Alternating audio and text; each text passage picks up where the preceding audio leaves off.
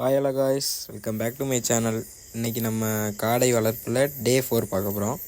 இப்போ பார்த்தீங்கன்னா ப்ரூடிங்கில் வந்து சில சேஞ்சஸ் நடந்திருக்கு. அது என்னன்னு பார்த்தீங்கன்னா, அந்த நடுவில் வச்சுருக்கல பானை அதில் வந்து அடுப்பு கறி போட்டு கொஞ்சம் ஹீட்டு கொடுத்துருக்கு. அது ஏன் அப்படின்னு பார்த்தீங்கன்னா, நம்ம ப்ரூடிங் ரூமில் டே 1 டே 2 டே 3 கரெக்டாக ப்ராப்பராக மெயின்டைன் ஆச்சு ஹீட்டு.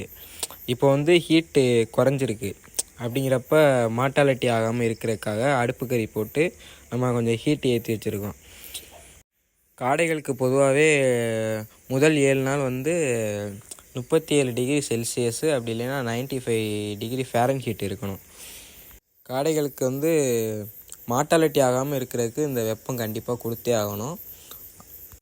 டே 4லே பார்த்தீங்கன்னா நம்ம காடைகளுக்கெலாம் ரெக்கை முளைச்சிருச்சு. அதனால் இனிமேல் மார்ட்டாலிட்டிங்கிறது 90% இல்லை. மேலும் தகவல்களுக்கு டே 5ல் பார்ப்போம்.